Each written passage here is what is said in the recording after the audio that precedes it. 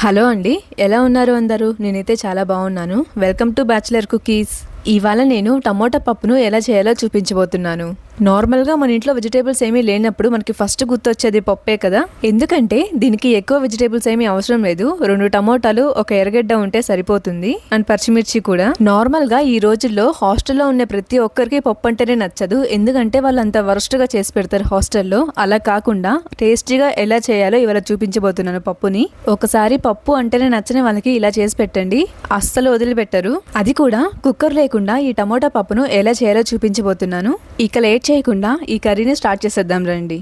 ముందుగా ఒక కప్పులో ఈ క్వాంటిటీలో కందిపప్పును తీసుకోండి. ఈ క్వాంటిటీలో ఉన్న కందిపప్పును తీసుకుంటే ఈజీగా 3 to 4 మెంబర్స్కి అయితే సరిపోతుంది కర్రీ. ఇప్పుడు ఇందులో వాటర్ పోసి ఒక 1 hour నానబెట్టేస్తున్నాను. 1 hour తర్వాత అయితే కర్రీ చేయడం స్టార్ట్ చేస్తున్నాను. ముందుగా మనము ఏ కడాయిలో అయితే మనం పప్పును ఉడికించుకుంటామో అందులో మనం నానబెట్టుకున్న పప్పును వేసి పప్పును ఉడికించుకోవడానికి కొంచెం వాటర్ పోయాలి. ఇక్కడ నేను 1.5 గ్లాస్ వాటర్ అయితే పోస్తున్నాను. ఇప్పుడు 3 వెల్లుల్లి రెబ్బలు, అలాగే ఒక ఆనియన్ ను సగం కట్ చేసి ఆ సగంను చిన్న పీసెస్ గా కట్ చేసుకుని ఇందులో యాడ్ చేస్తున్నాను. మిగతా సగం ఉంటుంది కదా, అది మనం తిరగమాతలో వేసుకుందాం.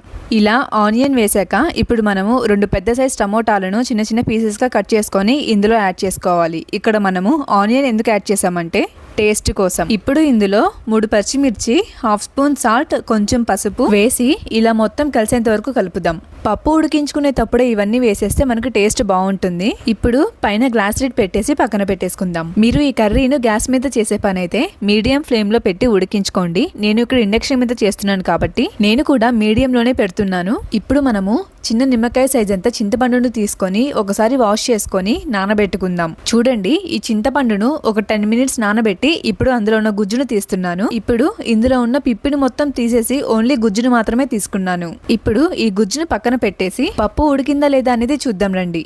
చూసారా, పప్పు బాగా ఉడికిపోయింది.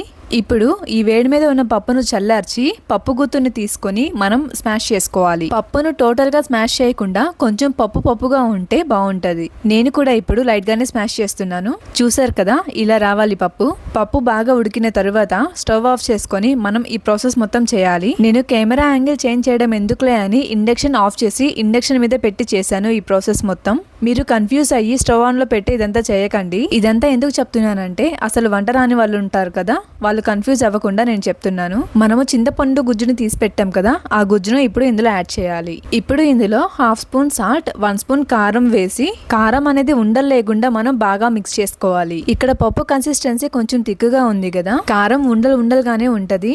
మనం చూసి బాగా మిక్స్ చేసుకోవాలి. ఈ టమోటా పప్పును ఎందులోకైనా వేసుకొని తినొచ్చు. పూరిలోకి కానీ, చపాతీలోకి కానీ, రైస్ లోకి కానీ. చపాతీలోకి అయితే బెస్ట్ కాంబినేషన్, నా ఫేవరెట్ కాంబినేషన్ ఇది, చపాతీ అండ్ పప్పు.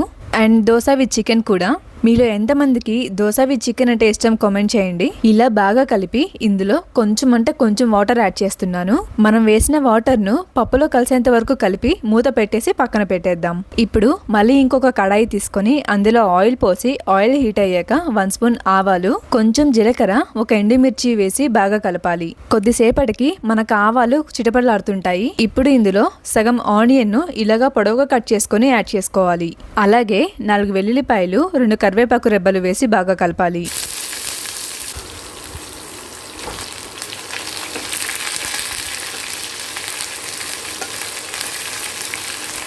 చూసారు కదా, మనం వేసిన ఆనియన్స్ ఇవన్నీ బాగా ఫ్రై అయిపోయాయి. ఇప్పుడు స్టవ్ ఆఫ్ చేసుకొని మనం ఉడికించి పక్కన పెట్టుకున్న పప్పులో ఈ తిరగ మాత్రం యాడ్ చేయాలి. అన్ని కర్రీస్తో కంపేర్ చేసుకుంటే మనకి ఈ పప్పులో ఆయిల్ అనేది తక్కువే పడుతుంది. సో మన హెల్త్ కూడా చాలా మంచిది. అండ్ పప్పులో ప్రోటీన్స్ ఉంటాయి. రైస్, పప్పు, అప్పడాలు బెస్ట్ కాంబినేషన్ కదా, చాలా బాగుంటది. ఇలా ఒకసారి మనం వేసిన తిరగమాతను బాగా కలిపి ఒక 2 minutes మళ్ళీ స్టవ్ ఆన్ చేసుకొని మీడియం ఫ్లేమ్ లో పెట్టి ఉడికించుకోవాలి. ఒక 2 minutes తర్వాత మూత తీసి చూస్తున్నాను. చూడండి, ఇప్పుడు స్టవ్ ఆఫ్ చేసేయండి. పప్పు అనేది చాలా పర్ఫెక్ట్ గా రెడీ అయిపోయింది. అసలు స్మెల్ అయితే మామూలుగా లేదు. మీరు కూడా ఒకసారి ట్రై చేసి మీకు ఎలా వచ్చింది అనేది నాకు కామెంట్ చేయండి. నాకు కొంచెం సపోర్ట్గా, మోటివేషన్గా ఉంటుంది. ఇదే కాదు, ఇంకా మన ఛానల్లో మంచి రెసిపీస్ ఉన్నాయి. అవి చాలా టేస్టీగా ఉంటాయి. Gongura chicken, chicken curry, fish curry, egg masala, egg curry, ఇలా చాలా ఉన్నాయి. ఒకసారి ఛానల్ని విజిట్ చేసి వీడియోస్ అన్ని చూసి మీరు కూడా ట్రై చేసి కామెంట్ చేయండి. సబ్స్క్రైబ్ చేసుకోవడం మాత్రం మర్చిపోవద్దు. మళ్ళీ నెక్స్ట్ రెసిపీతో నెక్స్ట్ డే మీ ముందు ఉంటాను. బాయ్.